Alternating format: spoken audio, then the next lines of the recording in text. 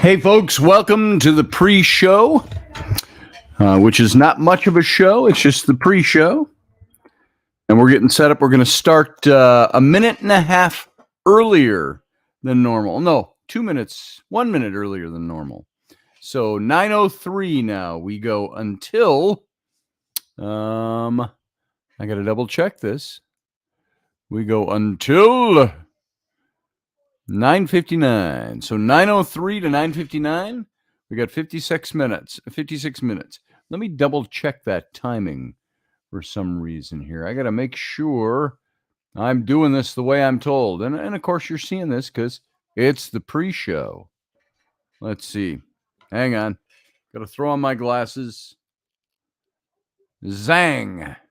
I can see. No, we go 9:03 to 9:58 now. So let me redo this. We go down 1 minute, 9:03 to 9:58. There it is. Okay, I just had to get that into my my streaming stuff here. All right, so that's going to be a subtotal of how many minutes? 9:03 to 9:08. It's 55 minutes. All right. So we're almost ready to go.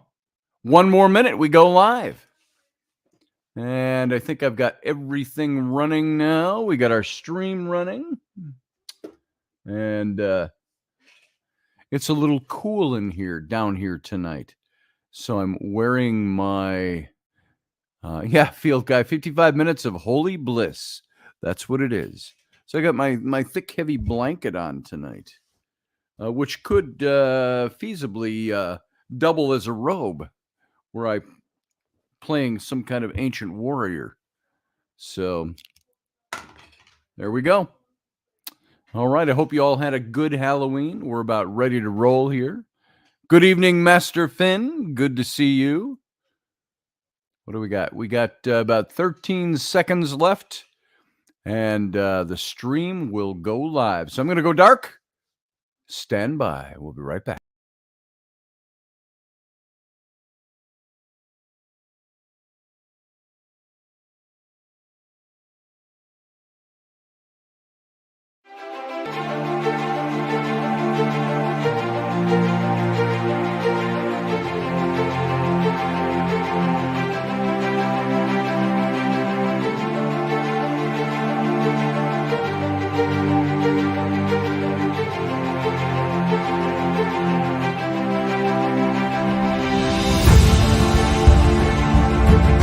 The Intrepid radio program with Scotty Roberts. Intelligent talk.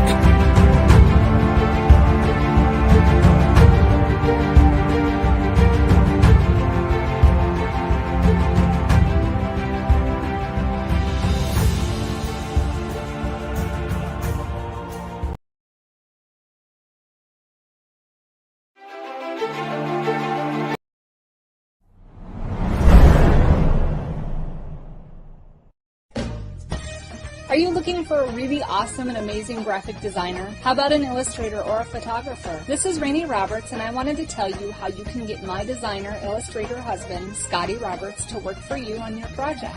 Do you have an awesome self-published book but no cover, or even worse, a cover that really sucks? Do you need a kick-ass logo for your company or some f***ing awesome graphic designs for your ads or website? Then get in touch with my husband for the best f***ing awesome kick-ass design and illustration. He knows his stuff, and he's been at this for more years than I've been alive. Go to ScottAllenRoberts.com. That's Scott with 2 T's, ALANROBERTS.com to take a look at his online portfolio of work, or call 651-468-8115. Now go out and kick some ass with some kick-ass graphic design. Hire my dad, so he can take me to Disneyland.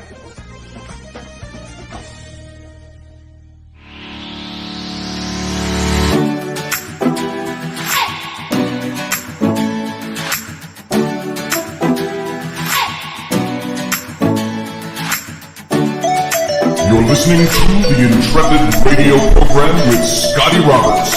Intelligent talk.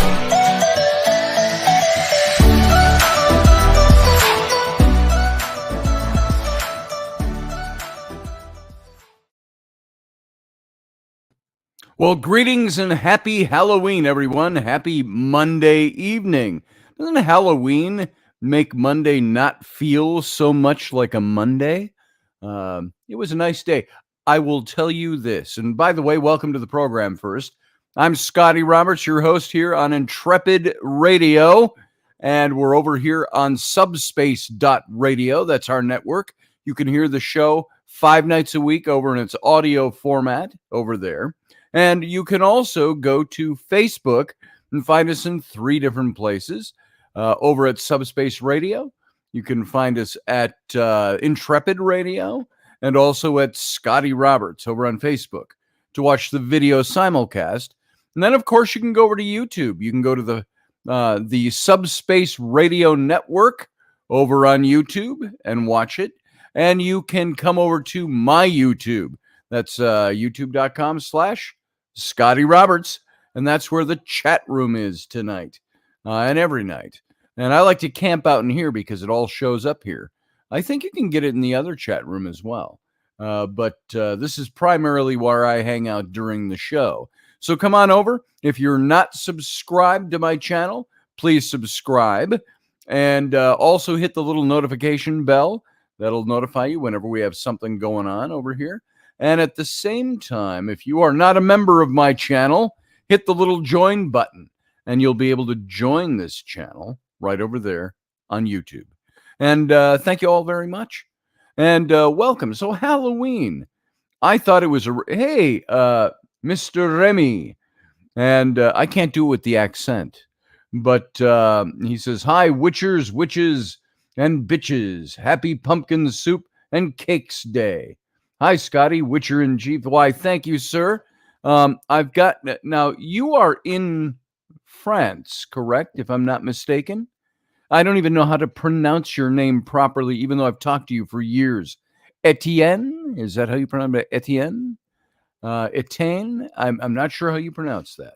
You'll have to call in one of these nights and we'll have that conversation.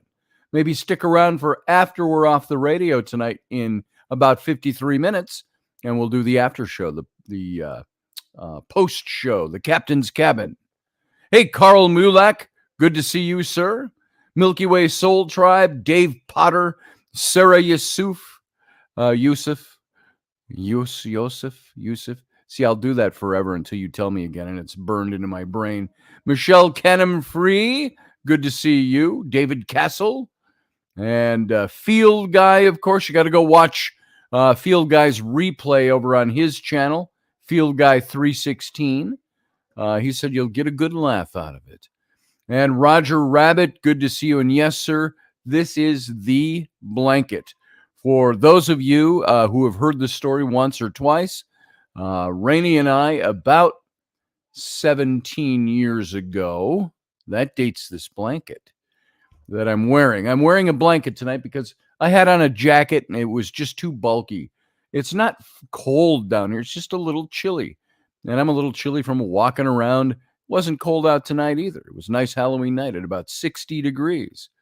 And so I came down here and it was a little chilly. And I thought, I'll just grab the blanket as I walk by it. And because the master bedroom is right there on the other side of that wall. So I have had this blanket on my bed since before it became Rainey's bed. So 17 years, I want to say. Closer to 18 years old, this blanket is. And it's still amazing. And but this is the blanket in that story. We're in the middle of the night, about 15, 16 years ago. This blanket got yanked off of us in the middle of the night, just whoosh. And I sat up in my half stupor and caught it and pulled it back up. And so it's a great blanket. Who is bounding down the stairs? Bound. Okay, it's Rowan. We're on radio right now, so. And so this is the blanket. And as Roger Rabbit asked, here, I'll show you. It's this. Look at this. This could pass for a robe if I needed to wear one. Look at that thing. That is about, I'd say it's probably only about 20 pounds of blanket. but you can see how heavy this thing is. And it's got that pile lining. If I ever want to be warm, this is what I put on. And I could maybe someday, if it wears out as a blanket, I could craft it into a good costume, because you can almost wear it now. So I am some Celtic tribal chieftain I could play, ancient. So it's an awesome blanket. And that's our show for tonight. So thanks for stopping by. I just wanted to show off my blanket. No. So that's why I threw this on. It's nicer than a coat. It's softer. It's soft and supple on one side and soft and furry on the other side. And so Rainey, I'll tell you a little secret. Rainey wanted me to get rid of this blanket when we started getting very serious, and she started hanging out and pretty much living at my house at least 5 nights a week. And when that happened, she wanted me to get rid of this blanket. And I said, I love this blanket. I paid a lot of money for that blanket. And she said, yeah. She said, but, and pardon me, folks, for sensitive ears, I'm not being braggadocious or anything. This is just a story. She said, you've had so many women wrapped up in that blanket. I don't think I want that on my bed. And I said, well, we can take it to the cleaners. He said, I can wash it. It's not like it's unwashed. It's a blanket. And so this blanket has been on our bed ever since. And there are times where Rainey she'll pull it out of the bedroom and drag it out to the sofa and watch TV during the day. And she'll be, or at evening when we're watching, she'll go get the brown blanket. And so this is the mystical ghost blanket, the one that got ripped off of us so many years ago. And it's warm and it's soft and I like it. Delaney Pearl Jones says, I cussed out the spirits who used to grab my hands and pull me up to do a video. They quit doing that. Well, you got to tell them, hey, I'm sleeping here. Don't pull me by the hands to do a video. It does, Dave Potter, Uncle Dave. That's why I like it. It's like an emperor's robe. I kind of like it. There could be some, couldn't you see using this to make a good costume? I mean, look at this thing. You could use this thing to make a decent costume. And that's just loose blanket. So make sure I don't miss my chair because I push it out with the big blanket. So hang on. Then I get the blanket and the wheels. All right. So how's that for scintillating radio so far? Carly Sagan says, I'm jealous of this blanket. I'd live in it all day, every day. Well, see, that's how I tempted Rainey into my life. I think this blanket, I love this blanket because I think this blanket had something to do with it. And I go, hey, come here. Look at this blanket. Look at this thing. And she was like, take me now. I'm yours. So I love this blanket. Anyway, it's one hell of an infomercial. And I haven't even stated the price or who makes it. This is the, I know what the brand is, but I was going to see if there was more information on the label. It is a Woolrich, of course. And there's nothing else on here. Well, here you go. Proof of my age. Sorry, everybody. Scintillating radio, I know, but that's the way it is. It's the way we roll. It's inspired by the outdoors. I don't know what that was 18 years ago. TV show, product line, or just the great outdoors inspired the blanket. And, of course, it had big pillows with it. I got the big matching pillows. They were these huge throw pillows, about that thick and huge and massive. And a couple of long ones, a couple of small ones, 2 big ones, and then the shams that went with this, which have all just disappeared over the years. I have no idea where any of that stuff is, but I still have my binky. So, nice Peanuts reference. There it is, yeah. So, tonight, we went out trick-or-treating. Flynn, of course, has gotten old enough at 13 where he goes with his buddies. And I like Flynn's costuming style. He's gotten away from, kid costume, Now he's into what I would consider more sophisticated theatrical costuming. If he's not doing his Jedi with his genuine Jedi robe and his Obi-Wan stuff, he's doing something from the Renaissance Festival.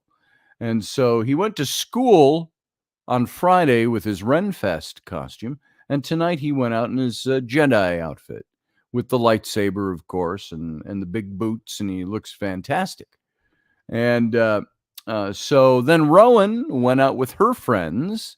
So they had their group of friends. So I got two of my kids now gone off trick-or-treating with their friends instead of mom and dad. The only one left is, of course, Ellery. And Ellery, I don't know if she was mad because she couldn't go with her older sister because, they're older girls. They don't need the young girl. And they went off on their own and did their own thing. And so Ellie came with mom and dad. We walked her all around the neighborhoods. And it was very cool. I said to Rainey tonight, I said, this is how I remember Halloween growing up. And all through the years. And it doesn't seem to have been like this. Maybe was it a quarantine thing over the last few years? I didn't think everybody kind of ignored COVID to go trick-or-treating. But it was all through our neighborhoods. And we've got all the streets. None of them are straight. They all curve off in that direction and wrap around. You come back around.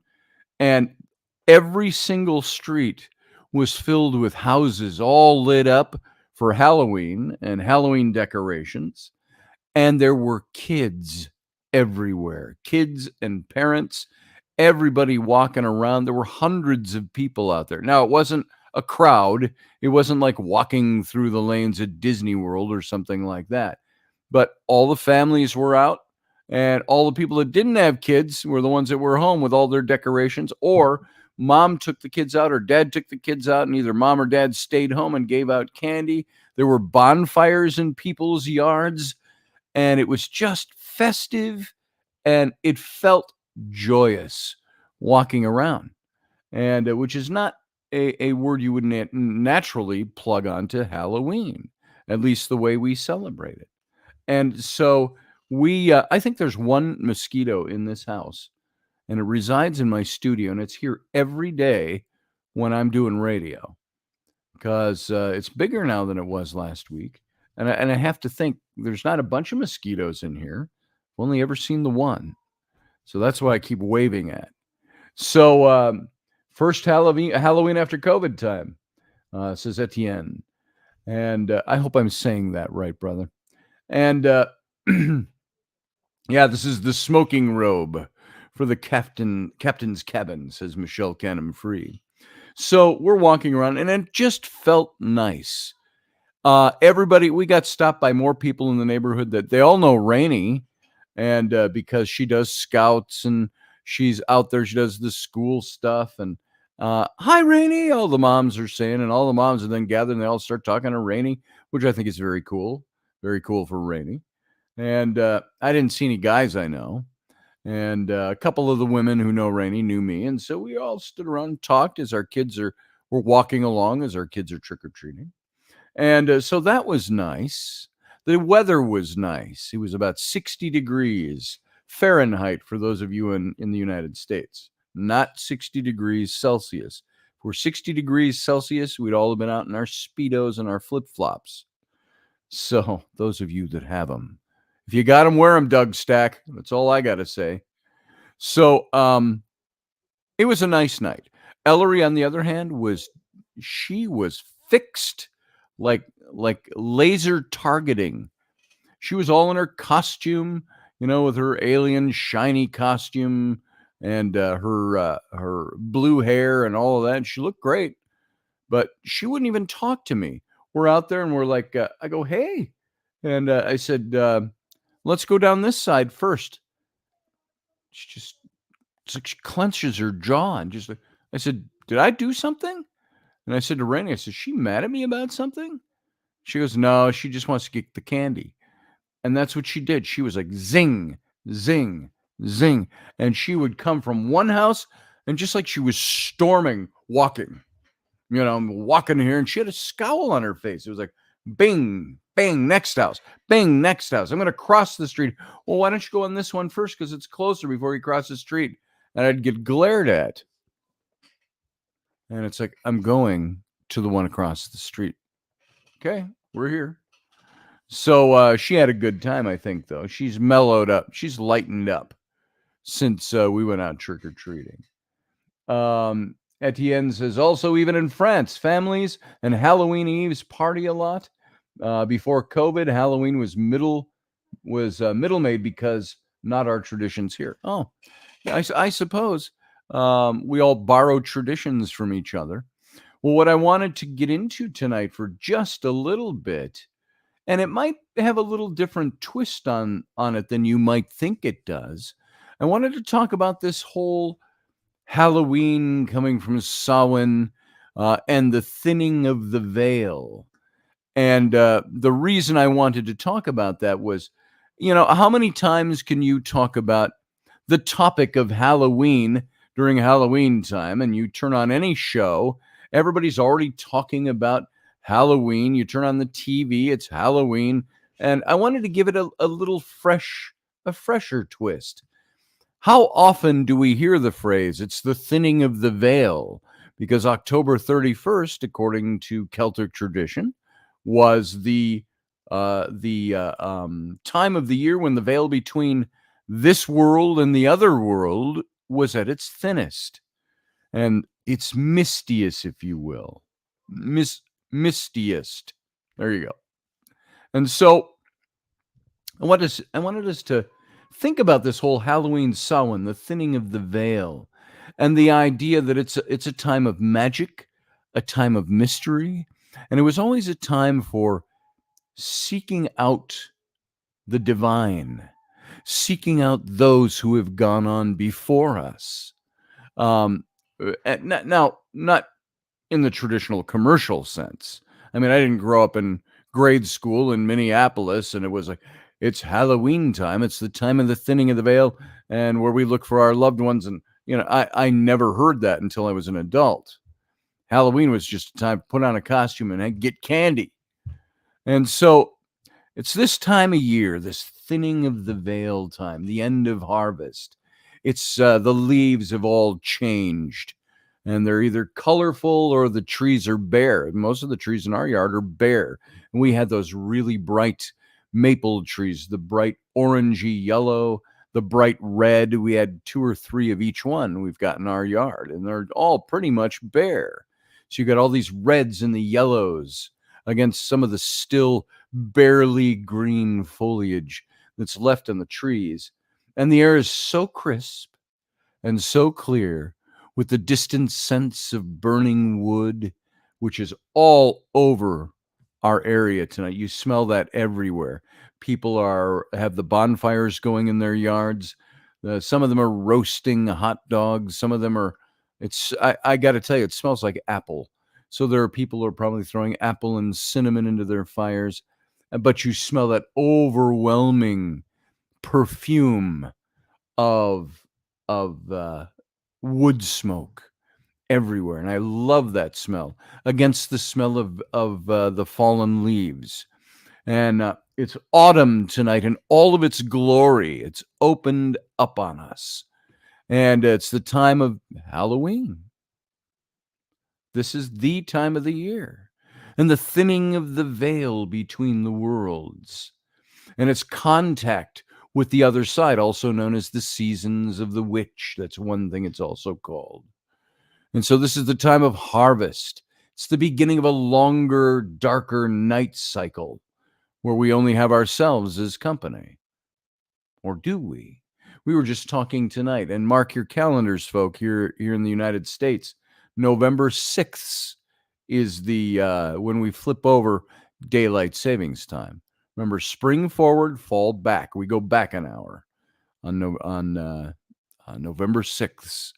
And so it's going to be darker earlier, but then it's darker earlier in the evening, but the dawn comes later and later too as we get further away from the sun this time of the year. So the autumn season brings this time. For me, it's a time of introspection. There's reflection on our lives. We're no longer distracted by the summer with all of its activities, with all its parties, with all its bikinis and Speedos, and the bright sun and tans. Look at me, I'm already not tan. That's the Welsh, that's the Celt in me. I don't tan, I pinken, and then I go white again. And but this is also the time of the dark mysteries. It's the time for staring into the light of warm fires and watching the shape of the flames as they dance on the walls. As a society today, we celebrate Halloween as a child's holiday. It's the children's holiday. We bring out the dead or creatures from a different world in the form of witches and foam zombies and plastic vampire fangs and sheet ghosts and furry werewolves. And we dress up in costumes, and we, I never really bobbed for apples, even though that's a tradition, but some people do. They used to slice them up and bob for apples. And they give out candy all the while, making sure that we're having fun and not going too much into that other world. And by the way, when you think of bobbing for apples nowadays, when you're a kid and when the rare occasions where we actually did that, you don't think of all the saliva from other people that's in that pail of water. So I suppose COVID kind of killed bobbing for apples. So this is our only holiday with pagan roots that still remains a purely secular holiday. There's Christmas and Easter. They have pagan roots too, but the church took them over a long time ago, and they become religious holidays. Halloween's different. They tried to take it over too by declaring All Saints' Day. That's tomorrow. And so tonight is All Hallows' Eve. But somehow they were never really able to erase Halloween's pagan roots. Why do you suppose that is? Why do you think Halloween is still basically a very thinly veiled, play on words, for the thinnest veil time of the year where the veil's the thinnest, but it's a thinly veiled pagan celebration? Could it be that deep in the recesses of our minds, our genetic memories, if you will, we didn't want to let go of that real meaning of Halloween? Maybe I'm putting too much on that. Could it be that we love the idea of being able to contact a world beyond our own? To know that our loved ones who've crossed over are really, really, truly somewhere and are, in fact, still with us. And that we love the idea of being in contact with something supernatural. Now, of course, this would be a feeling you'd have if you're not so much ensconced into a particular set of faith beliefs. There's one faith, that obviously Christianity tells you, well, we'll see our loved ones again, so we don't grieve as those who have no hope. But at the same time, there's a lot of us. There are a lot of people out there who claim that as their faith belief, yet they still have this desire to be able to make contact with the past loved one. And we know that we love being scared on Halloween. Just look at the popularity of horror movies. We also really love Halloween as it's the second biggest grossing holiday for retailers next to Christmas. It's a moneymaker for retailers. But what is Halloween really? Where did it all come from? Why do we love it so much? And we already know that the term Halloween comes from the church's attempt at commanding and commandeering this pagan holiday into their own dogma so that they could make converts feel at home.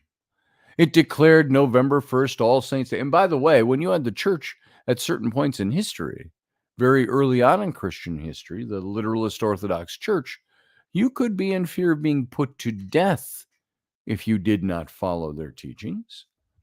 And so people would follow, the Celts followed, but they made it more appealing. They said, how about some more flies with honey than vinegar?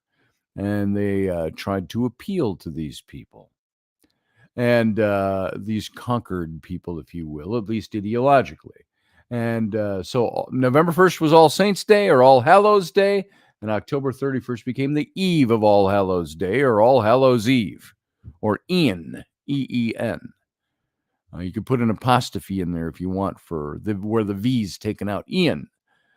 So it's an old derivative of evening or eve and so on. So All Hallows Eve or evening became Hallows Evening, Hallows Eve, Hallows-een, Halloween. And because Halloween is such a purely pagan, traditionally pagan holiday, many Christians don't celebrate it at all or celebrate it in a Christian way. And this usually means that they don't acknowledge the other world or dress up as ghosts or vampires, monsters or witches or werewolves, especially witches. There's no fortune tellers among their children either. And they believe that this part of Halloween, the supernatural part, is evil. And more than just evil, it's evil.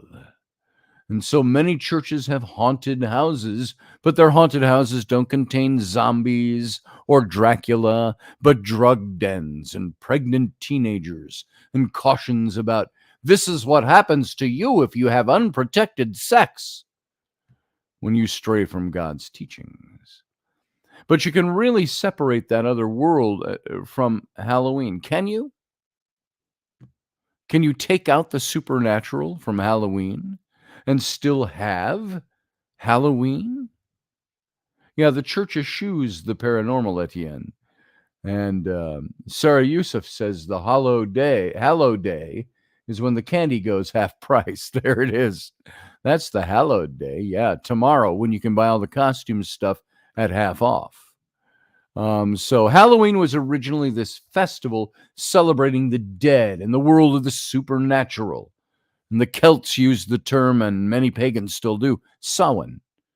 And it was a time of reverence for and contact with the dead. With all the stuff we talk about on this show, I would say that if you wanted to connect with somebody that had passed on, probably a good time of the year to do it is now.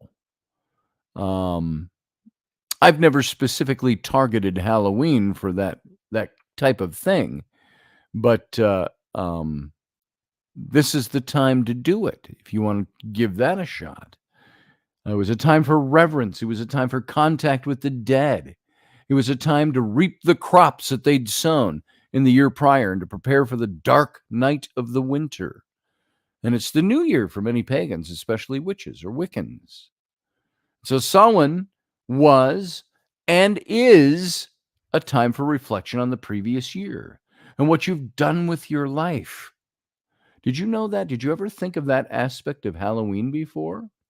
How many Halloween gatherings have we gone to where they say, Halloween, we're glad you're all here for this party, and this is the time when we're going to reflect on the past year and what we've done with our lives this year. It's a time of great magic. It's a time of great mystery. It's a time of reverence for the supernatural and for the other side. And it's considered the time when the veil between the worlds is at its very thinnest, and the dead can and do walk among us. I think of that now. It didn't happen at Halloween time. It happened at Passover. So I'm not trying to make a comparison. But remember in a biblical passage, one of the Gospels, it talks about when Jesus died on the cross. It says that around Jerusalem, the tombs were opened and the dead came out and walked among the living and testified about God. Now, there's nothing written in history about that other than the biblical account. Is that purely a faith story, or did it really happen? If it's in the book and you're a person of faith, if it's in the biblical account, you believe that it actually happened. But there is no historical reference for that. I'd love to find that. I'd love to find some historian that actually was there, saw it, and wrote about it. Or was it mythology that was built around the time of the death of Christ? But imagine that actually happening and the dead coming out can walk among us, do walk among us. In older times, extra places were set at the dinner table, or food and drink were set outside on the doorstep for the returning spirits to refresh themselves and to honor the home with their presence, because the veil, or the energetic and physic barrier between dimensions, was said to, I'm sorry, psychic, not physic. I was going to say physical and psychic at the same time, and then physic came out. So it's where the psychic barrier between the dimensions was said to be thinner at this time, and it allowed the living to have increased intuition and psychic abilities. It was a night for scrying. Have you ever scryed? Take a mirror, a flat polished mirror. One of the best I ever scryed with was John Ward. Etienne, you know John and Maria. John, the last time I was in Egypt, he had a highly polished black onyx disc that we used for scrying over at the Speas of Horemheb, which was very interesting times. So many people still perform divination rituals on Samhain for knowledge of the coming year.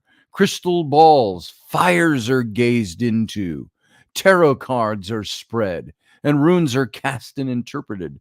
And it's truly a night for magic and contact with the other side and our spiritual nature. I remember with my own, yes, exactly, Etienne. Yes, the most lovely archaeologist couple in Egypt. And I remember one Halloween back again, just before I met Rainey. It was Reuben Fasthorse was at our house, and my kids were there. My older daughters, who were then very young, 10 years old, Rowan's age now, and there was a full moon on Halloween night, which was rare, and it was a crystal clear night. And it was nice outside, and out on the front porch. It was all open air up on the front porch with a roof over it. And all the moonlight was coming into the front porch. And I laid out my tarot cards to have them charge up in the light of the moon as the moon was still waxing full. And then just as it waxed its fullest, I pulled the cards all out and back in. So we pursue our spiritual natures.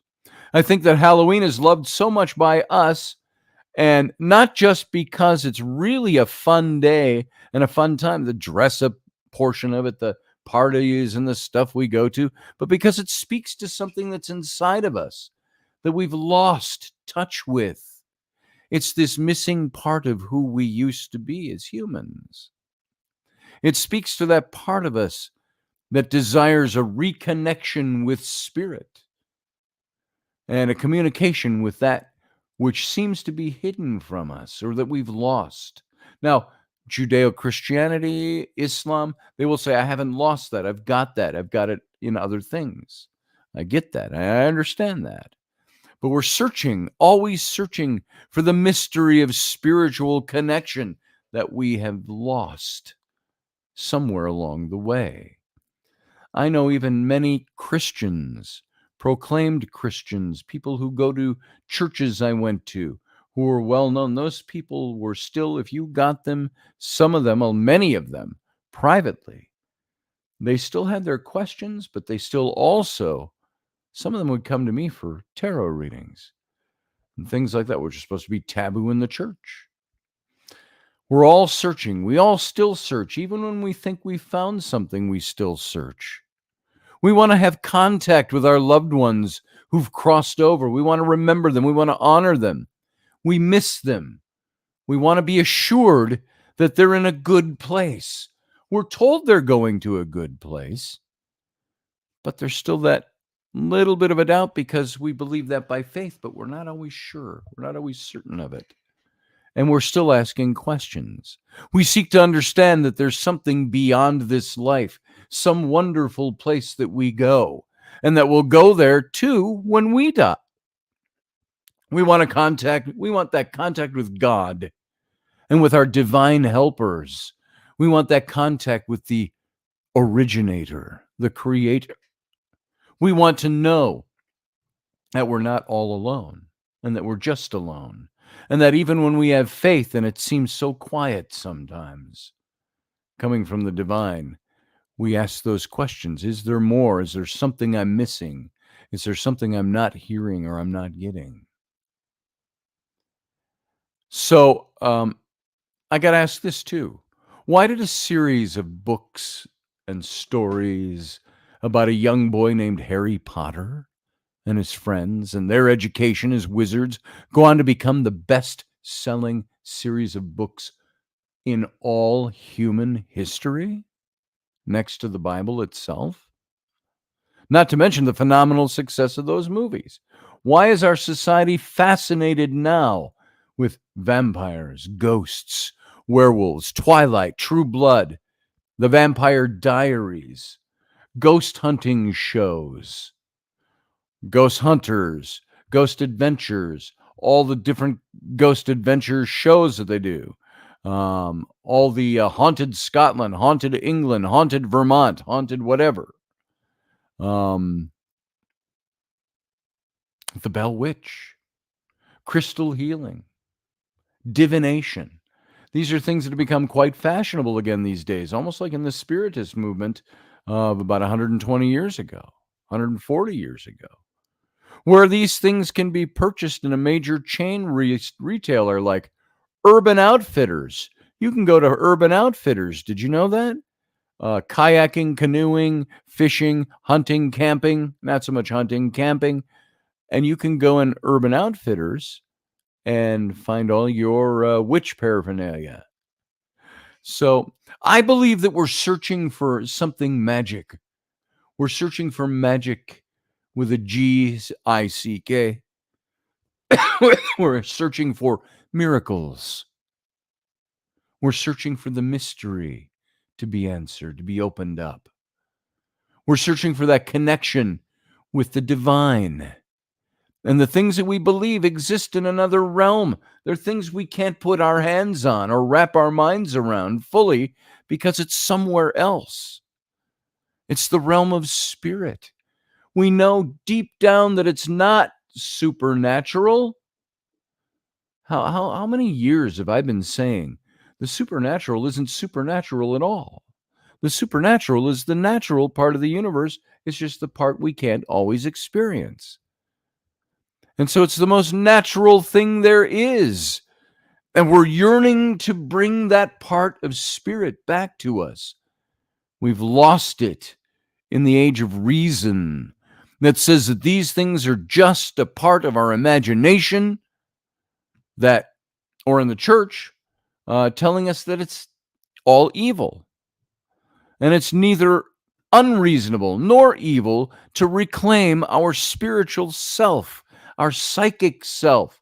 It is what we must do in order to be whole in this universe, because the natural and the supernatural all go together. So it's true that the veil between the worlds is thin at this time of year, and that it's a good time to get started, but communion with the other side is not as difficult as you might think. It's just getting past the blocks that you have to doing it, and reawakening and remembering the natural ability that we all possess to make those connections. And once you reawaken your natural ability, the ability you had as a child, you'll be connected all the time. It's not as frightening as you might think, or as cursed as you might understand it to be. Connecting to the higher realms is simply a reawakening. It's a remembrance. When you remember something, you're putting a part that was lost back together with the rest to form the whole again. Something as simple as, if you haven't seen it, I don't know I think it was DreamWorks, it might have been Disney, might have been, what's the one with the little lamp again? Imation, not Imation. You know what I'm talking about. The animated movie Coco, about the Mexican family and the little boy playing his music and going to the other world, because if you don't remember your ancestors, they will vanish and pass away on the other side. And so that was the whole movie was about that. Etienne says human minds under church control of good and sin, credulity of people non-educated in fear and believing to paranormal or non-national things, rational things, I'm sorry, that they don't or that they can't explain or understand. And there's only a mild language barrier there because Etienne is over in France. But I get exactly what you're saying. So when you remember something, you're putting a part that was lost back together with the rest to form the whole. How many of us have had childhood imaginary friends? Many of us don't remember them. We see them more in our kids, or we hear stories of that with other people. How many of your children have imaginary friends or have had? Look closely at them. When they're speaking to or playing with their imaginary friend, many times you're going to find that it's not their imagination, and that if you allow it, you will be able to feel the energy of that being. Children do see and hear other beings. It's natural to them. I mean, if that scares you and frightens you for your kids, just be aware that that's a real thing. They have only recently come from the other side themselves sometimes. And so, not sometimes, all the time. Kids, if you believe that there is an eternity present, an eternity past, an eternity future, they've come from there. They only lose that ability when well-meaning adults tell them that it can't be so. Oh, that's psh, psh. It's not ghosts. So I have to tell my kids sometimes, just to keep them at peace. Sometimes, Dad, I heard this thing last night, and I just thought, oh, it's the house bangs and pops and does things. And meanwhile, I'm wondering, okay, how long do I wait before I tell them that it possibly is something? And you can ask. But it's a frightening thing, too, when it comes to your cognitive awareness as opposed to your natural awareness.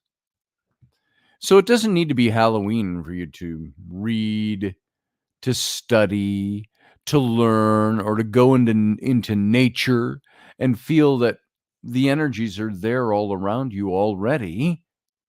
You got to take time to reconnect with what's there. Protect yourself, but be connected. You could take a class on channeling, on psychic development, or contacting a loved one who's crossed over. Some people would bristle just hearing me suggest that notion. But find that part of yourself that you've lost, that's gone, that memory that's gone, that part of you that yearns for the contact with the spirit, indeed. And once you find it, you're never going to feel lost again. And I think maybe that is the big drive in many faith structures, is we find that reconnection. We connect with spirit, the one that speaks to us and the one that becomes the cornerstone and the hinge pin of our faith. David Castle says, you're programmed to believe you have limitations. That's how they stick your brain in prison. Remove the false belief systems, and you're going to have new options. That's it. You've got to disconnect many times from what we've been taught is the right way to do, live, and believe. Daniel Craig said, my imaginary friends didn't show up until college. I still retain one of them as my psychiatrist and legal counsel. There you go. I hope that's working well for you, Daniel. I know it has from your stories, but let's see. I've got to see what's looking at some of you. Sex Find, new private dating chat. We can get rid of that. We'll just block that user. How about that? Put them in a timeout. Let's see. And they just come in here. It's nobody, I think, cognitively aware that they're doing. I think it's all set up to automatically go in and hit certain sites. Sarah Yusuf says, it's suggestive that the want of connection makes one believe that we once had something and was lost, like fall of angels and things like that. Yeah, maybe so. Um, let's see. I want to see what else you guys have to say. We've got what have we got? About 4 or 5 minutes left to this show before we leave the radio station, and then we go into the chat room over on YouTube with just the captain's cabin. We're no longer broadcasting at that point. So you'll have to join us for that if you haven't done that already. Yeah, at 9:58, we are out from the radio station. It's now 9:51, so we got about 6 minutes before we got to start rolling end credits. And so let's hit this up. What are you all having to say about this? Matthew Sainsbury said, "The Age of Enlightenment, a skeptical view." Michael Shermer from Skeptic Magazine is a skeptic, but you told me he had an unexplained event in his life. Right, Matthew. That's we did a little show on that a couple of weeks ago. How even the skeptic, and most skeptics I find, you got one or two different kinds of skeptic. The kind that is a denialist. I'm going to deny that anything like this exists. And the other is the one that says, I'll believe that, but I've got to see powerful evidence to believe that. Show me.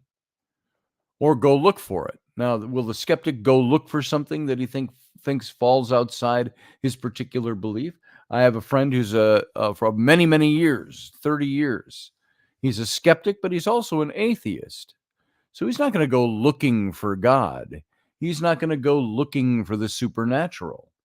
He always says, well, you show me. And what did he say? He said something like once, a few years back, he said something, I spoke out loud to have Satan and his demons torment me and my family in our home. Something to that effect. And he said, I'm putting it to the test. And he says, you know why I can say that? He says, because I don't believe anything will happen. And so that's fine. If he wants to try that and run the risk of invoking something, he may find out the hard way. So far, he hasn't. Is that because his skepticism has closed off his connection? I don't know. Yeah, it sounds dumb, doesn't it, Sean? If you're talking to me, not answering somebody else. Open your eyes, says Etienne. Yes, Da Vinci said that like Einstein. Open eye. That was for me, Sean. Yeah, that is dumb. I think it was a really dumb thing. He's my friend. I would play EVPs for him, and he would deny being able to hear them. I just hear noise. It's like, dude, are you really? And he's an artist.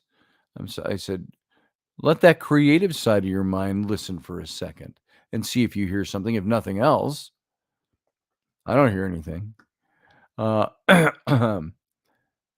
there it is. That's the way some people react toward this stuff. So, how about you?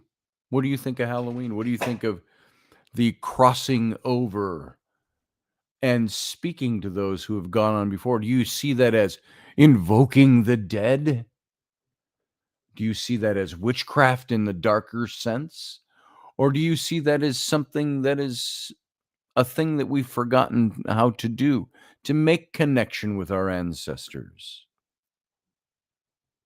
I was interested, and I talked about this on the radio show a while back, and this isn't fresh in my mind. It just popped in my head.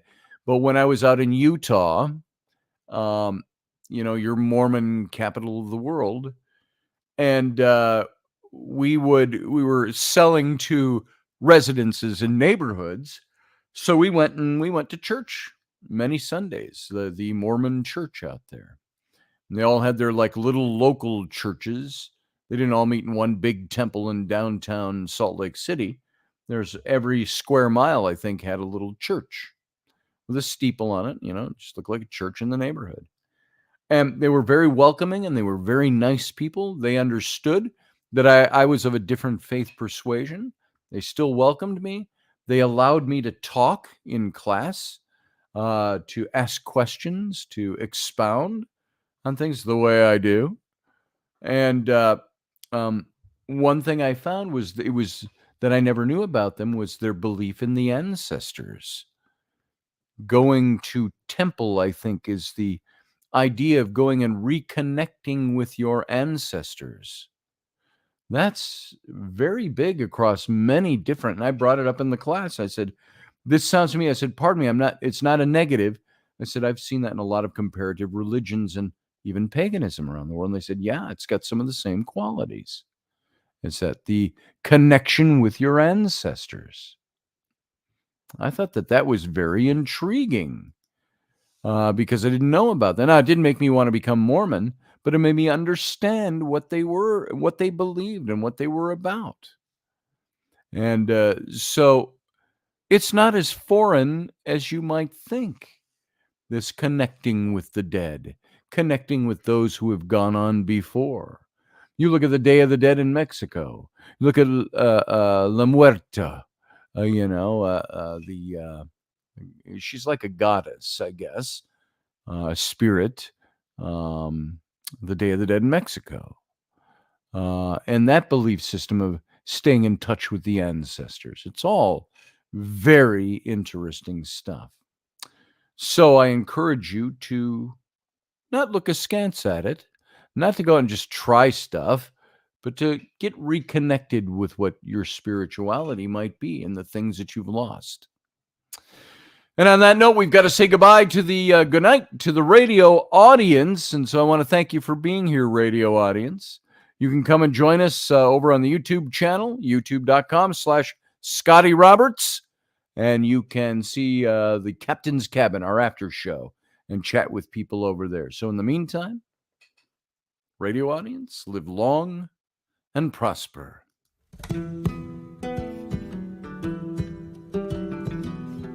Join us every weeknight at 9 p.m. Central Standard Time, 10 p.m. Eastern. The Intrepid Radio Program, a Scotty Roberts Productions broadcast.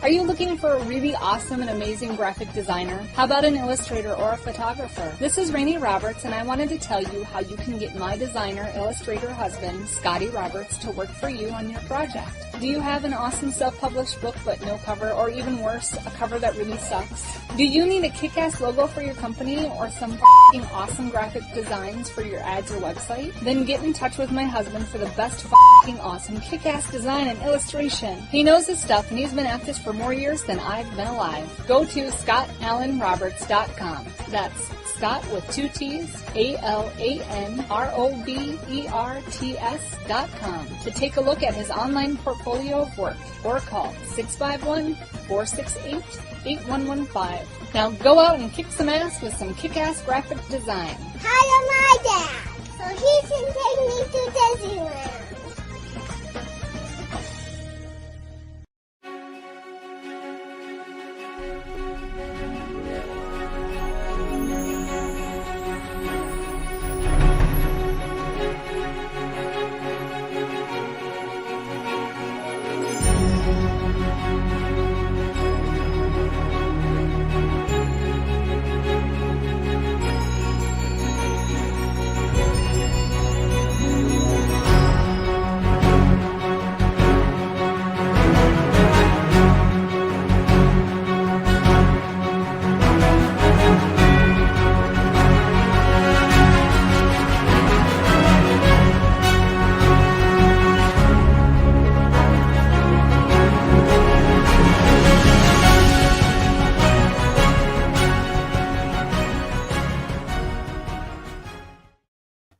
Well, greetings, everyone. Welcome to this, the captain's cabin.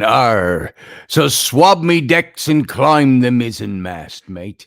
This is the captain's cabin, so dubbed, aptly named by the listeners of this show for the time we spend after the show, the post show. It's a time when you can call in if you'd like, talk about stuff. We can talk about the show that we just did. We can talk about anything you want, so long as it's within reason. Like my friend Ken Ballos says in his morning coffee with KB in the castle by the roadside every morning. He says you can talk about anything you want as long as you don't abuse anybody else.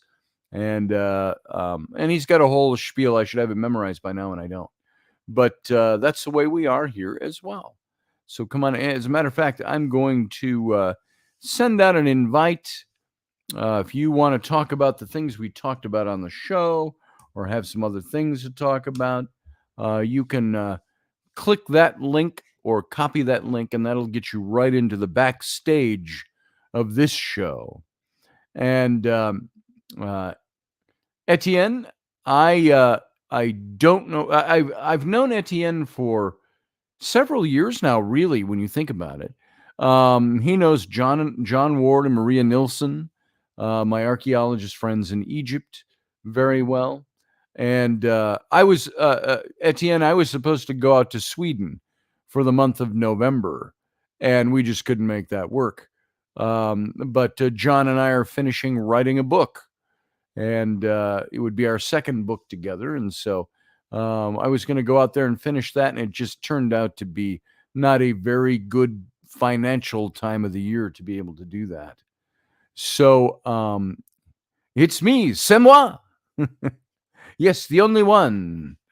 So c'est moi. Those are some of the only French words I know, other than ho or mais oui, or as we got Etienne when we got that EVP, John Ward and I and Rocky Stucci in that house, and somebody said something. There were two voices. They were spirit voices because it wasn't us. And they were talking. They were echoing off the walls on the recording, just like our voices were, but it wasn't us. And one of them said something that we haven't been able to make out yet. And the other voice said, Mandu. Just like that. Mandu. Because it was commenting on something we were saying. We didn't hear it until we played back the recording. Mandu. So anyway, I don't know much French, but I've known Etienne. He knows John and Maria. You did a magazine once, and you had us. You were still publishing a magazine, and we put in several things in your magazine for John's and my book when it came out, as well as the Paradigm Symposiums and so on. So I've known Etienne for a long time. And he says, it's me. I can hear him saying it. Or as you would say in French, c'est moi. It's me. So, Kendall Blanchard, good evening. Good to see you. Are you home now, brother? Or are you still out biking around the country and revisiting places? Let's see. What'd you say, Etienne? I deceiver. I'm not sure what that is. I missed that. Here's Sarah Yusuf. Sarah, welcome to the program. How you doing? Merry Paranormal Christmas, everybody. Merry Paranormal Christmas. There it is. And happy Halloween. Did I take down? I thought I had our banner up. You know, I guess it's not really the Captain's Cabin banner. It's the old one. it's the old one. It's the Intrepid radio banner. I'll take that down. So how you doing tonight? Did you have a good Halloween? Well, no kids actually came over, so it was pretty quiet. So I'm still in the middle of the boonies, but so I had a bag of candy. So you ate a bag of candy? No, I didn't eat a bag of candy. I didn't go trick or treating. I just sat home and ate candy. So yeah, I didn't even dress up this year, but yeah. Nice. I mean, Halloween for me over the years is just kind of like it's lost its meaning. I mean, I'm having like a Charlie Brown Christmas moment when it comes to like Halloween. Yeah. But you got a ghost sheet with several holes cut in it, and you just get rocks. Right. I get it. Charlie Brown Halloween. Right. But going back to what you were saying earlier, it's, like with a lot of different other concepts in the paranormal, even with the seasons, it's about being in that liminal state, that in-between state. So, from my own, research and, discussions and stuff, what I've had with people, when they say like a development of psychic abilities, it's like or when people go through meditation experiences, astral travel, they're, you're trying to get yourself into a certain mental state, an in-between state between, active consciousness and the unconscious, to form that connection. So, I mean, culturally, if you, put aside all the colonialism and, the oppression of, groups fighting with each other, there seems to be suggestion that, even with the Christian adopting, pagan religious times and, days and acquiring those, yes, there was also that aspect of making it easier for new converts to come into the religion, where it was, slightly modified, but, it's more familiar. Yeah. But with liminal states, your fall or autumn is you're transitioning from a place of, summer and life to idleness and death. Everything's in the death and dying. And then when you look at the other one in spring, you see concepts of, resurrection, the power of Easter. Yes. The power of Easter and all that. So, I mean, there's, even without the Christian aspect of it, there's beliefs that, are overlapping. The meaning is changed over the years, for its own purposes and uses. But there's something that people apply to that's innate, that it has to be something basic, for everybody to understand, that it seems to have persisted for so long, thousands of, or, and that's very interesting. And we used to talk a lot about our genetic memories and how we have lost.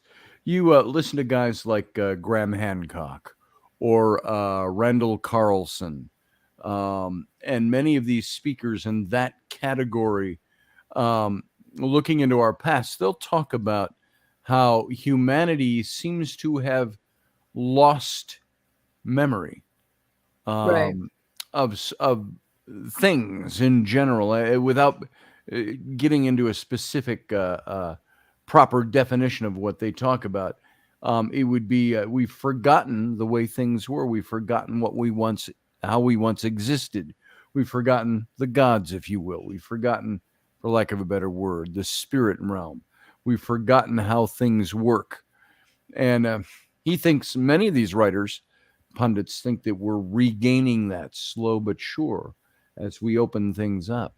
Yeah. And some people claim that, that few people have been able to retain some of that knowledge and stuff from before birth or whatever, whether they call them, savants or indigo children, or, just having those remnants. And like I was saying earlier in the chat, it's, we came from a place that was, possibly having that entire oneness with God, and then we've, entered into this life. It's kind of like our own version of fall, until we transition out of this state back to, hopefully, back into that oneness with God and all that, or wherever we're supposed to be going, because we don't know.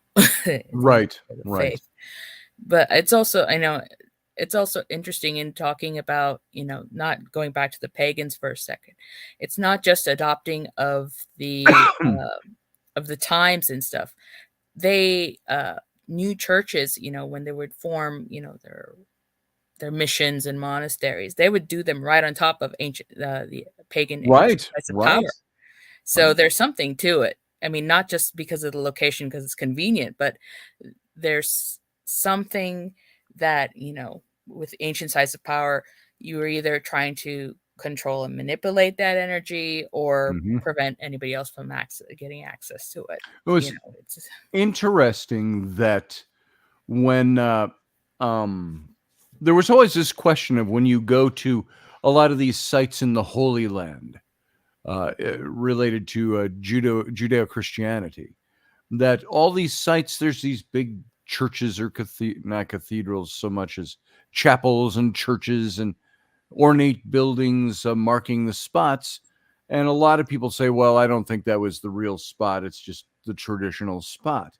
Yet you go back as late as the 300s and you had Helena, the mother of Constantine, the Emperor Constantine, who went on basically archaeological missions looking for, not as sophisticated as we think of it nowadays, but looking for holy sites, they called in the Holy Land. Where was the site of Golgotha, where Jesus was hung on the cross? Where was the tomb?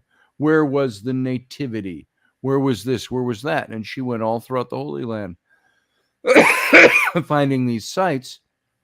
And then you find that even further back, you say, well, how does she know that this was the site of... Pardon me, I got an itch in my throat right now. Trying to make that go away. And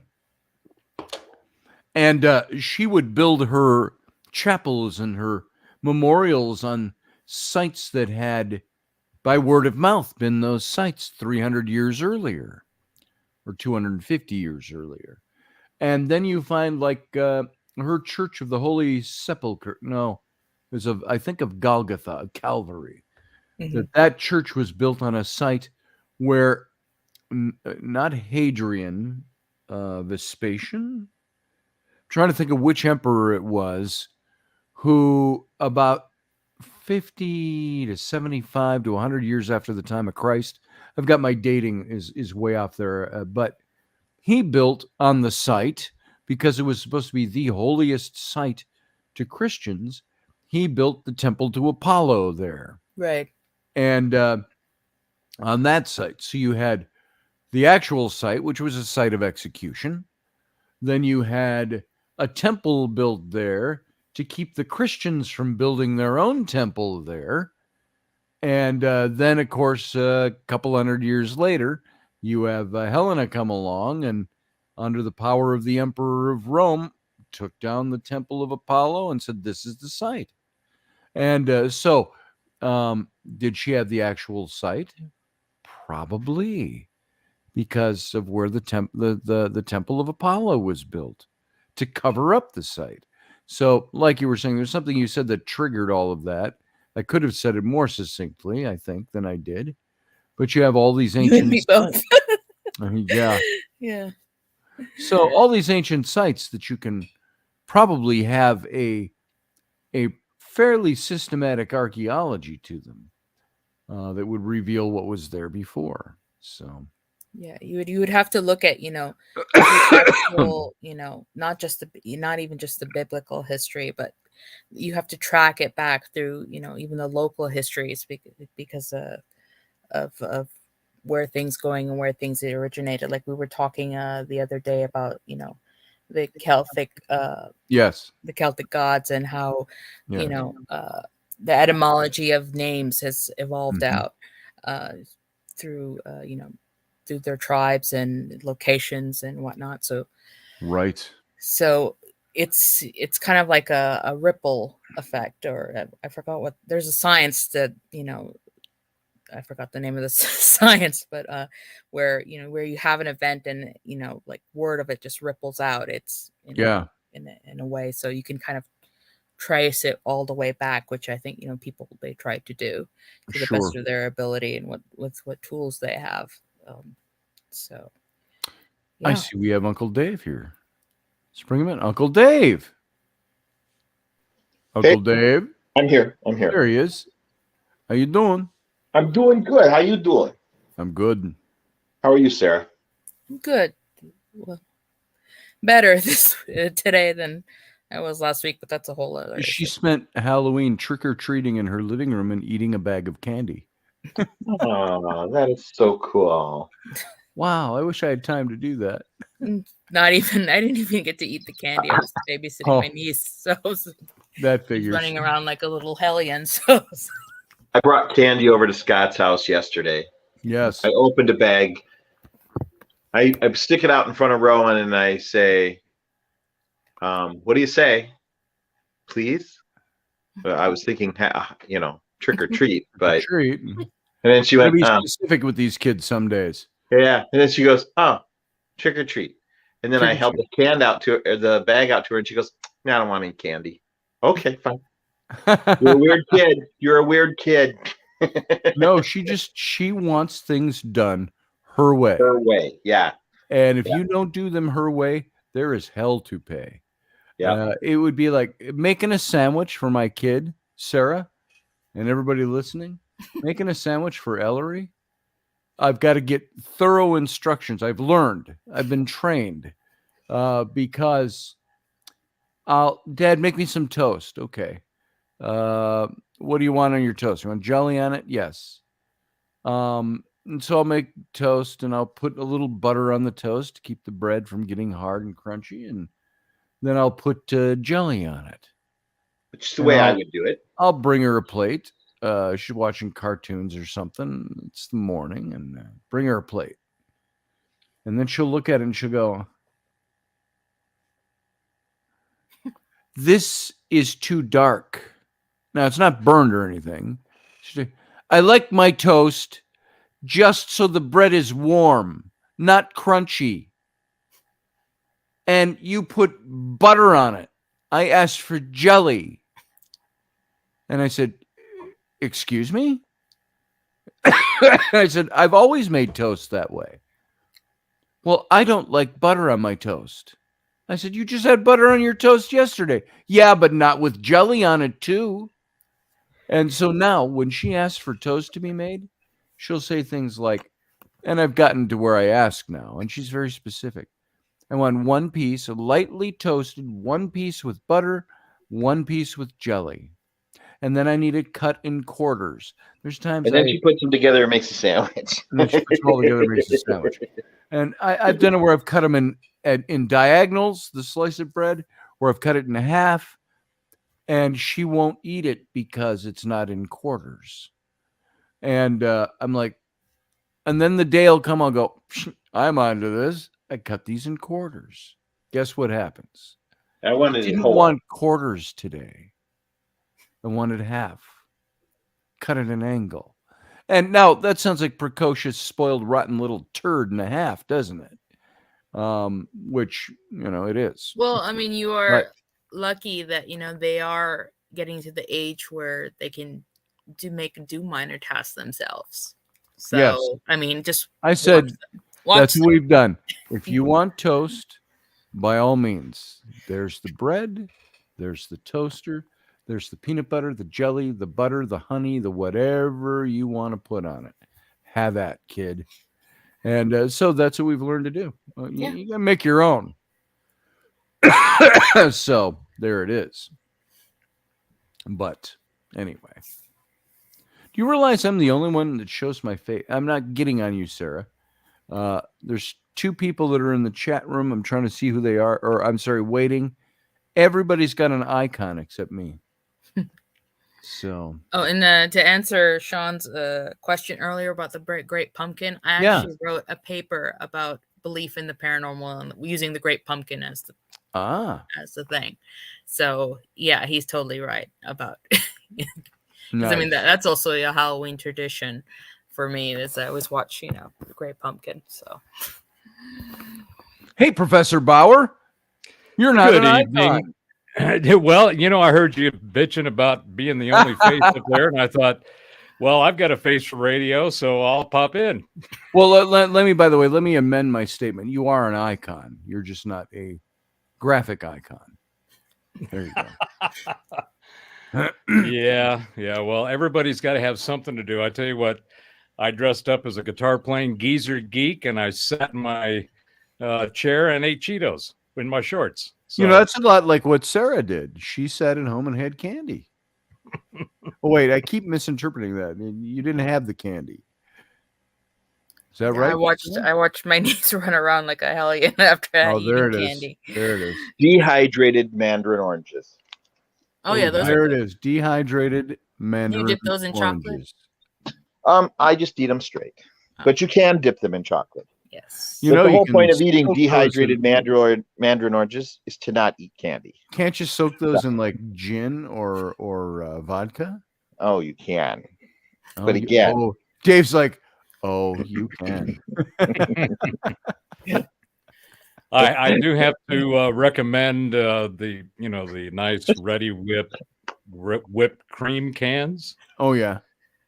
Since I stopped drinking and dropped out all of my sweets, I used to eat ice cream all the time and chocolate chip cookies and all the good stuff.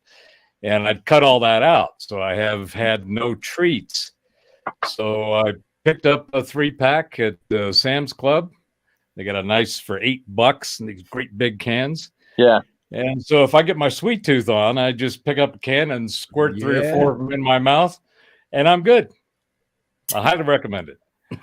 There you go. I guess that's one way of tackling that problem. I just get a can of spray whipped cream that I Secret world of adults. Yeah. Do whatever since you want. it's Halloween and we're talking about candy, Yeah. Best and worst. I had this joke come across me the other day, and mother gets called to the principal's office, and principal says, well, we caught your daughter in the restroom eating candy. She goes, well, that seems highly unlikely. My daughter doesn't like candy. And then the principal says, send the young lady in. And the door opens and this girl comes in and she goes, well, see, that's not even my daughter. And she goes, ma'am, that's candy. Oh, nice. But ching. Hi, Sarah. Yeah. She says. Hey. Well, we got Matthew Sainsbury and Pearson Castile waiting in the wings. They've got something to say. Let's bring them both in at the same time. Boom, boom. Right. Hey, Pearson, and hey, Matthew. How you doing? Good night, everybody. Good night, Bar. Good night, Sarah. Good night, everyone. Good night, Potter, Scotty. Well, I enjoyed the conversation you had with Sarah there earlier concerning the situation with, with how things were built on top of the older civilizations. Because even the word pagan is a Latin word, come from the word paganus, which means just country dweller. But when Christianity became orthodox, they make it into something like, oh, them is pagans, they're bad people, something like that, So it shows you the use of language and how language has been used as weaponized on people too as well. Because even when you watch documentaries, and you even hear the word pagan, it has like a negative feeling to it, So that was the language, over time. Matthew, you can tell Matthew's calling from a tropical Caribbean island. Are we hearing birds in the background? That's crickets. More crickets. It's night right now. It's crickets. Oh, crickets. Okay. They having crickets.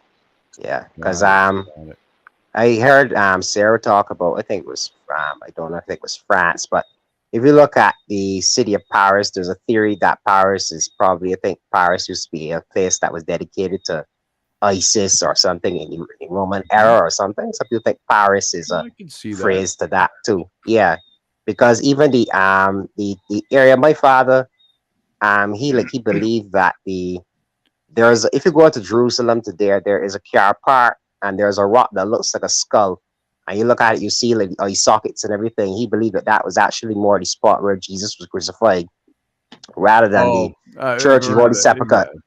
Yeah, that Constantine's mother doesn't really fit any historical records. You don't think so? No, because I think the distance it is from the city is one of the problems. Okay. And stuff like that, and that there is no traditional stories attached to that place. It's just one guy looked up out of his hotel or driving down the road one day and said, that looks like a skull, that formation, that bluff. Yeah. And it was impractical. And so the place of the skull was called that for the deeds committed there, not because it resembled a skull. Oh, uh-huh. So that's just thoughts on that. Golgotha, yeah. I tend to. We were talking about that site almost 40 years ago when I was in seminary, and Okay. just saying that site probably is not the traditional location, because it would probably be inside the current day city walls, because Golgotha was outside the city walls back in the 1st century, but those city walls are long engulfed by the current city. And, so Jerusalem went through a lot too, because after the Romans destroyed the temple and everything and demolished the whole place, I think it was Roman Emperor Hadrian. He actually renamed the place Aelia Capitolina, and in fact, the land of Judea, he changed the name to Palestine after Israel's enemies, the Philistines. So that's why the word Palestine came into the linguistic language there, you see. So it's a big thing, yeah. Because even when Constantine, Constantine was no sweetbread, because Christians tend to Hellenize him as a saint and so, but he do some very ruthless stuff. This guy murdered his wife, his sons, and things like that. But Helena, some say that Helena took the trip to Jerusalem to like a pilgrimage of penance for what her son was doing, his personal life. So she found a lot of these places like the Church of the Sepulchre, because there's a story. I think there's a guy who was sick in Jerusalem, and she said that she found this cross, relics of the true cross, and she tried different crosses, and then this particular one, she touched on the person that was sick, and then he was miraculously cured instantly, and that's how she built. So the story goes, yeah. Constantine was no darling. Yeah, it's all interesting stuff. I love the study of that stuff to find out what's what and what's so. And I actually saw a paranormal show today. I was eating lunch and I turned it on, and I really enjoyed it. Professor Bauer and others, if you've heard of Jack Osborne, Ozzy Osbourne's kid. Portals to Hell? I've seen Portals from Hell. That's been out a couple of years, and they did a new season this last season. But no, he's got a new one. I think it's Jack Osborne Homecoming or something England. Like. Yeah, I think it's called Homecoming. Yeah. He said, I've been doing paranormal investigations in the United States for 20 years now, and 10 years, whatever it was. And he said, I thought it's time to go back to my hometown in England, where I was born, and look around there. And they did this tavern, a tavern that's over 1,000 years old. What's that? British taverns are the best because, like you said, you can get a pub that's 1,000 years old. I would love to. In Nottingham, there is a pub called Ye Old Trip to Jerusalem, is the name of the pub, and it was frequented by. They said one of their famous patrons was, back in the early days of the pub, Richard the Lionheart. So was said to have stopped at that pub. And it's all built into the caves below what is now the palace, the old palace in Nottingham. And so it's a very interesting place. And I would love to go do an investigation in a place like that. Yeah, so very fascinating. It'd be very interesting. Because I know that there's a pub, I think it's in England, where they had a chair called Busby's chair. It's a chair that actually have a curse on it, because a guy called Busby, he was hanged, and he made a comment by saying that anyone who sits in my chair may sudden death come to that person. And let me tell you, I saw it on some mysteries. Every person that sat in that chair, they got in car accidents and all types of strange deaths. And they have it now in a museum where it actually raised chair up off where no one can sit on it anymore because it's cursed. I was saying to myself, I should get rid of it altogether. Yeah. Oh, right. Yeah, I think that'd be about the time I remove the chair. So. Yeah, Busby's chair. Yeah. You would have to be careful with that, because I mean, even the destruction of objects can just release energy out into the there's that big environment. That's why they say never burn Ouija boards. Right. Well, thanks, Matthew. I appreciate your input tonight, brother. Thanks. Talk to you soon. Pearson, how you doing? Well, not too good actually. I'm a little Uh-oh. freaked out because of an occurrence that literally just happened probably 15 minutes ago. And it's Oh. really got me a little freaked out because, so for some backstory, a couple days ago, I took a flash drive and I put it in my computer, and I have a lot of country music that I downloaded onto this flash drive. And I bought a new Victrola record player. I got it for Christmas about a year ago, and it's got an option for USB flash drives to play the music to it. So I like to, do that when I go to sleep. Well, I was laying down to go to bed, and there was a weird pause in between songs, and it was really odd. And the pause just kept going for about 10 seconds, and then this very creepy, distorted audio started to play, and I can't even recognize it as it's got a very, very, very deep voice, like a growl type sounding voice. Yeah. What That did it sound say? it's unintelligible. Like it's very. Here, I'll play you some part of it.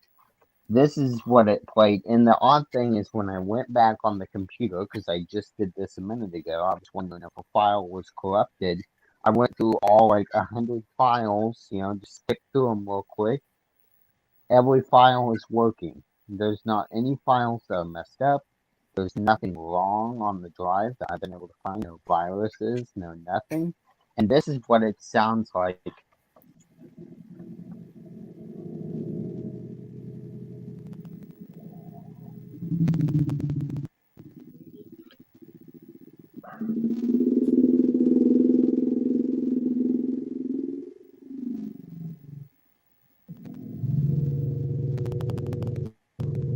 Now, I don't know how That's well you interesting.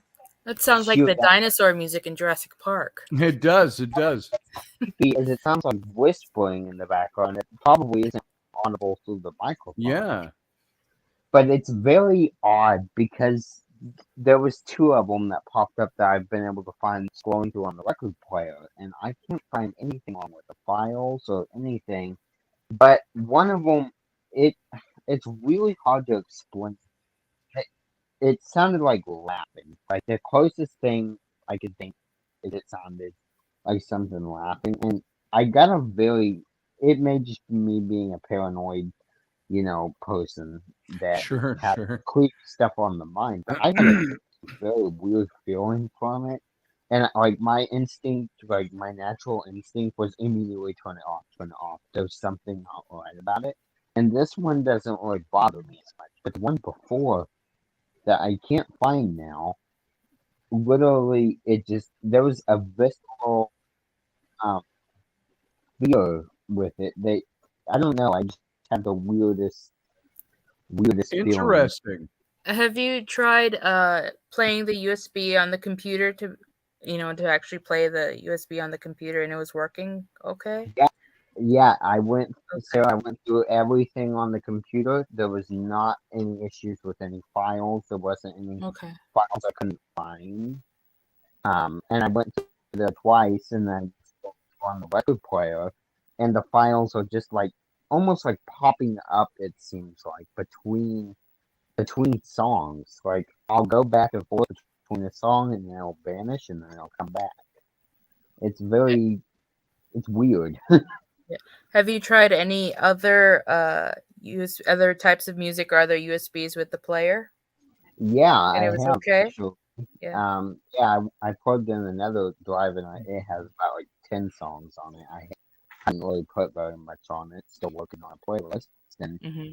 no issues there on that one. But I hadn't gone through the rest of them because I was a little squeamish, because that was right after I heard the first file, and the second one I discovered. I was muted a second ago backstage, on the mute, and I discovered this one here. I haven't even listened to the full audio on this one, to be honest. But what was weird is that it's odd because I don't think the songs, and here's why. Like, there isn't a voice all the way through. Like, a song, like, the audio files seem to be like 15 seconds long to like 20 maybe, but there is no like voice through the beginning of them, and then like there's a voice for 10 seconds and then it goes away. Like, it's a very weird phenomenon. I've never seen anything like it in my life, to be honest with you. Pearson, And what was where were you at? What was can you describe the physical environment you were in when you recorded this? you mean when I was when I put the music on the computer?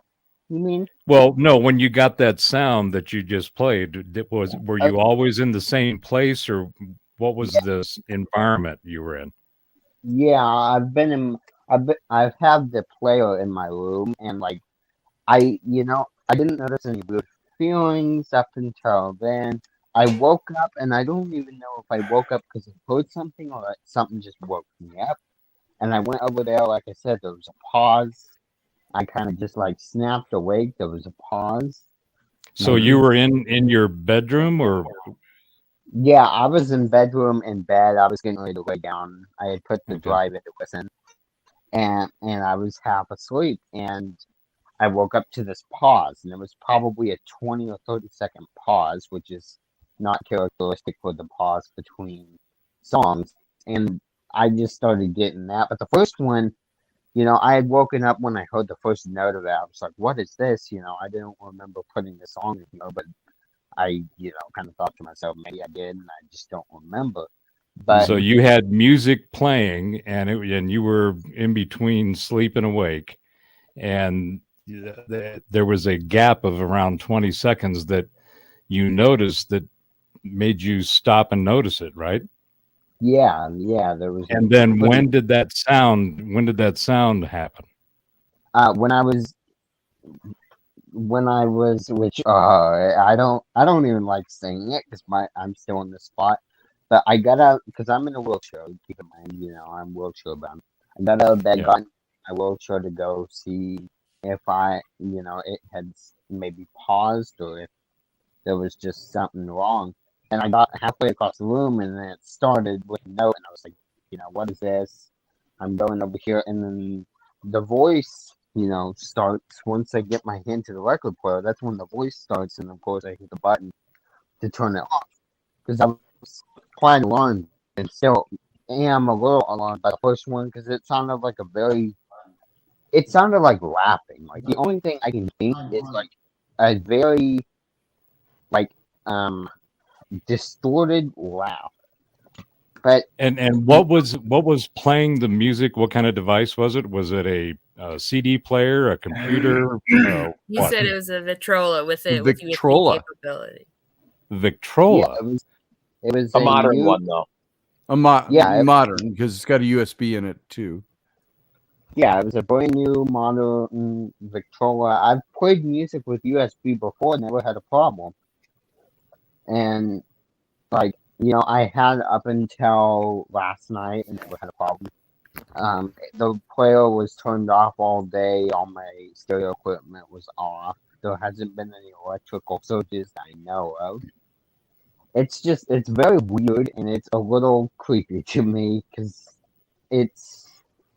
I don't know. It felt very negative in the room. Like, I know this sounds like somebody just being paranoid, and it likely is, but Well, no, I don't think so. I think what's happening, at least from what you've described, is that Victrola and or the USB device that you had plugged into it picked up some kind of disturbance in the force, a frequency that interfered with the electronics and the sound, because the sound that you played was a very low frequency, and typically you'll hear two registers of sound when there's some kind of frequency interference that's electronic in nature. You'll hear either a high static or you'll hear a low rumble. Rarely do you find like a hum that, feels more like a voice. But it sounded like there may have been some kind of frequency interruption, and there might have been a carrier wave or something that, and I'm just trying to explain it from a physics perspective. Supernaturally, it could have been exactly what you think that you may have experienced, something that had a particular intent, an identity, some, more of a form than just a frequency interruption. But it sounds to me like there was something electrical from electromagnetic at a minimum, some frequency interruption in those devices. And the closer you got to it, that's when you started to hear the voice, right? Yeah, and I'm gonna be completely honest with you. I'm not even playing at this point. The minute you was talking about, you had literally just said electromagnetic interference, and I swear to you, I'm not playing when I say this. I just heard, it sounded like somebody going, like a female voice, sounded like it went right in my left ear, like right above my record. I mean, right above it, right here beside me to my left, right above this record player. I swear to you, I just heard a whisper, and I don't know that it's sure. It's What kind did of the voice? You said the voice sounded female. Did Interesting. it say anything? It sounded like it was very like it grew in strength. It went from silent to like it was angry, or like it was. I think it was a female voice, but like, I'm gonna be honest with you. There's an energy behind me right now, and I notice it, and I can feel it because it notices me, and it's there. Like, it is undeniably there. Like, it's Have you encountered this energy before? Do you think it's something that you've spoken with before, or that's communicated with you before? Is this a whole brand new type of thing going on? I try not to acknowledge it, but I have noticed an energy around me here. Right, well, in this room over by my closet, I know that sounds stereotypical, but over by my closet, I have noticed an energy and like like, for an example, you'll be in the middle of the room and you'll just freeze because it feels like someone's right there. Like, it is really spooking me out, and I'm kind of curious. I'm not sure I should play the rest of the audio, but I'm kind of tempted to. I don't know. It's what do you guys think? Do you guys think I should? I'm okay. Play it. I'd like to hear it. But are you afraid that you're letting something into your place there by playing it? I think it's all whatever's here. It's here already. Like It's already there. Yeah. Oh yeah. It's here. I don't know. I'm all okay with you playing it. I wouldn't mind hearing it and seeing what you got going on there. Let's see. There's the voice. Very audible. It's very. See, now it's more deep. Oh, that sounded like a.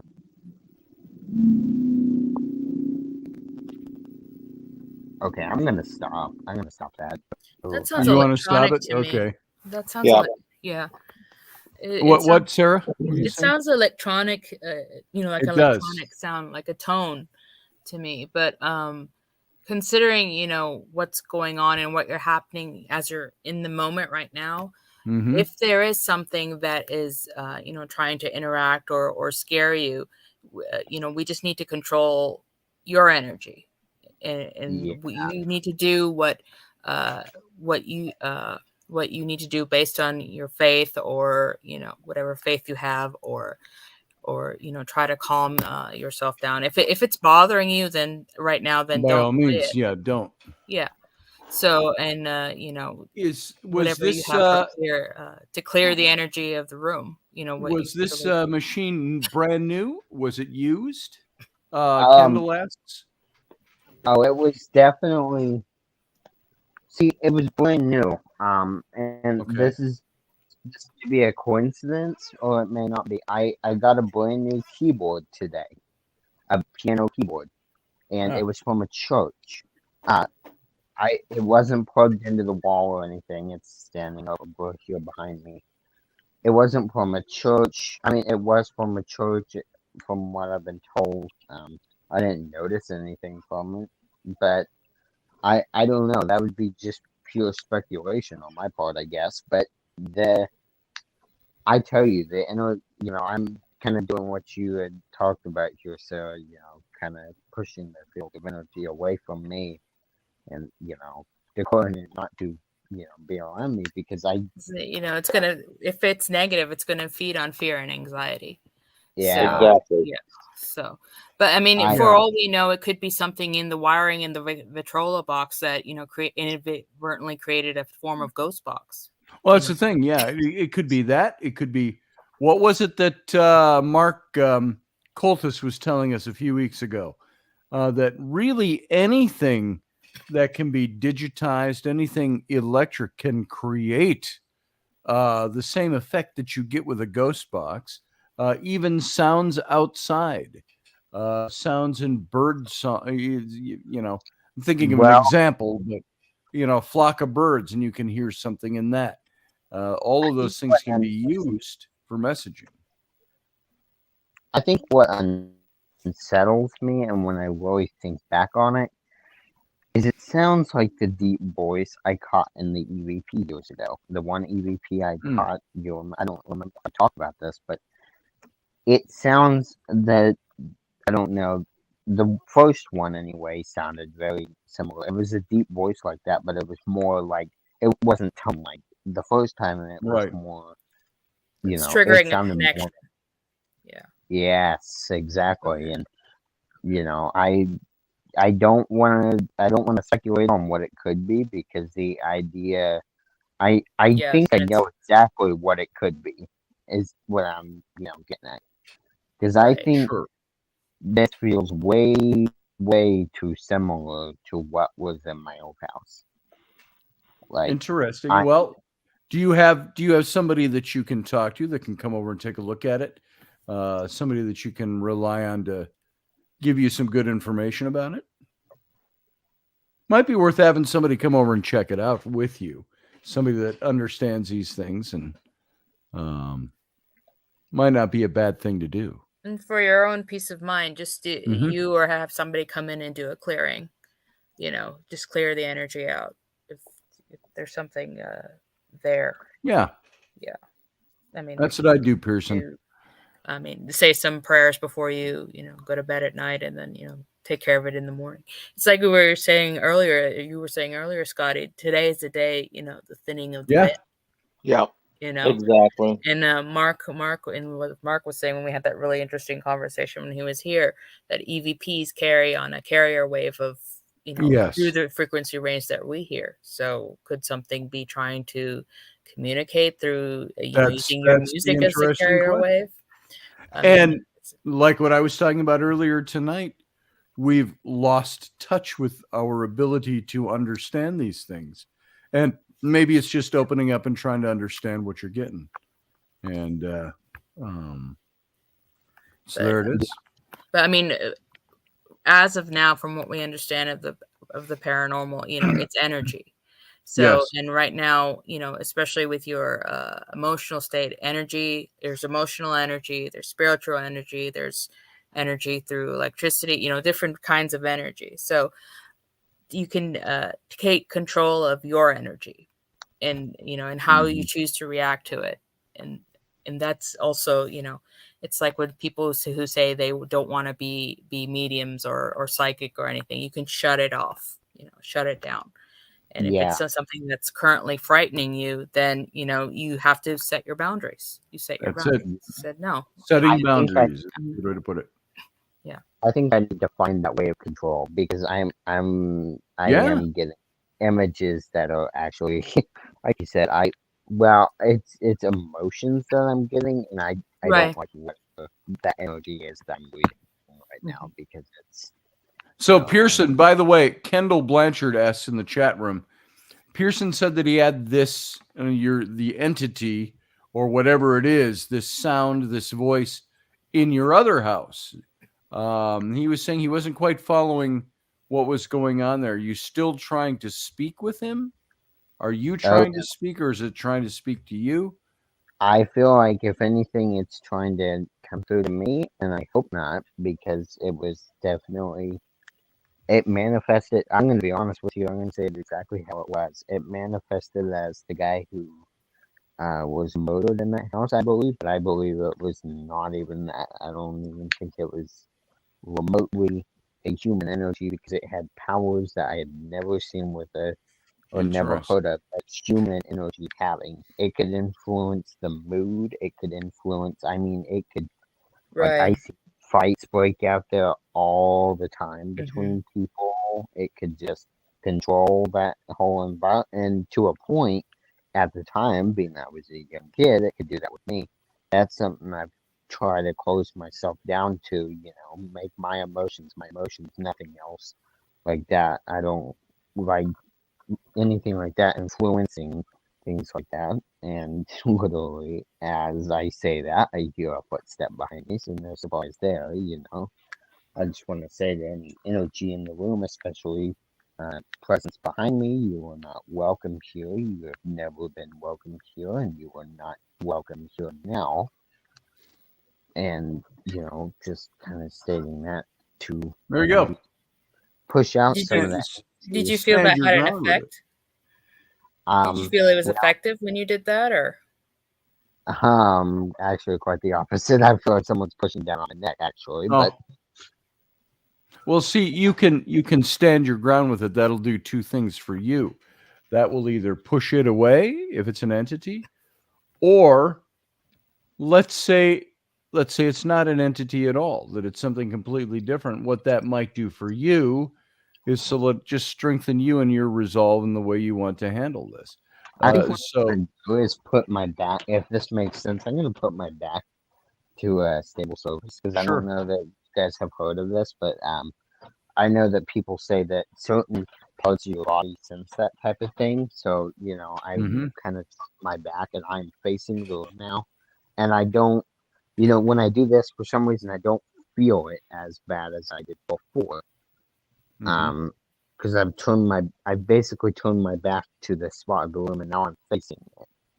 And Hmm. for some reason, I don't have as much of a bad feeling as I just did because, right? I mean, I don't know what to believe when it comes to things like that. Listening to things technology wise or understanding that type of Yeah. thing. When it comes to long range distance things like calls, I'm not sure exactly how that works. But I mean, literally right after you were saying that stuff there, Sarah, it just, I mean, energy peaked. If you could Hmm. tell it felt recognized, and that's for sure. Because there's still a presence here, but there's like two almost. It feels like there's one outside. I want to say outside my window that feels more like it's there, but it's more calm. Then there's whatever the energy in here is a little more not manic, but Aggressive. it's aggressive, it's trying to force anxiety, things like that. Hmm. Um, kind of, it's the crawling energy you get on your back, you know. Right. I And think that would be something that's well worth calling somebody in Yeah, to I look at it agree. with you. If it's scaring you, if it's making you uneasy, if you don't know what you got going on there, and you don't know how to get to the bottom of it, I'd get a hold of somebody to come in and take a look at it. Yeah, or have somebody do a blessing or a clearing that that's Hmm. in line with your belief system. So yeah, I mean, I have, even if they just come out and do it and nothing, yeah, at least it's something, trying something. It's Right. like with everything else, it's shots in the dark until you kind of figure it yeah, out. Well, Pearson, definitely keep us posted on what's going on. And if you need any help locating somebody that can help you out, just contact us and we'll see what we can do. And if anybody out there would like to talk to Pearson, I mean, it's worth exploring. I'd love to sit and tap your mind about this. I'm sure Professor Bauer would, and Sarah and Dave would. But I don't want to tap your mind when I'm hearing from you that it's got you a little on edge. So well, maybe try to see if you can find out what you're dealing with first. If yeah, it's if it's anything all from an electronic blip all the way up to some kind of entity communicating with you. It's well worth trying to delve the depths. And I would be the first to say that I certainly am not mocking you in any way if you want to say that it's something that might be an entity. I don't think that's outside the realm of possibility at all. And maybe more within the more reasonable side of the explanation. I don't know. But I don't know enough about electronics to be able to speak to that side of it either. So it's process of elimination. It's process of elimination. When I think about it, if I think the electronic was because now I'm calming down, getting my energy around me. Until it happens again. Don't start that now. He's not. Sorry, I didn't mean to not calm you, to uncalm you down. But yeah, definitely. If it's something that's persistent and it's causing you a little angstiness, a little nervousness, a little, call somebody to come on over and check it out with you. And that's going to be the best thing to do, I think. Yeah, and then you should also, if you do have, empathic abilities, which I think from based on what you're saying, you may have some to a slight degree or whatnot. That's for you to explore if you choose to. Practice, meditation, grounding, and shielding. Those are two important concepts, and the visualizations attached to that. So that in that way, you can also, if you just said, okay, you can, if you wanted a certain office hours to deal with the spiritual, you can set those and said, okay, I'm opening myself now. We'll work for an hour, close it down. And then you can, that'll also, help with your energy. Kendall says I'd erase the thumb drive. So. I plan to. But I think, Sarah, I think you're definitely right there. I've got to wonder, because I'll be honest with you, the energy I can deal with. I've had things like that before that it makes me nervous per se a little bit.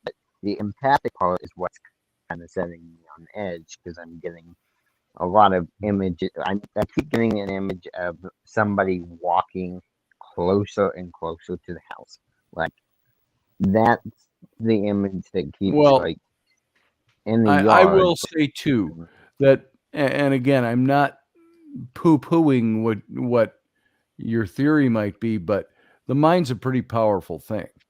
And it can sway us. Something makes us nerve-wracking. Here's nerve-wracking in the new bedroom down here.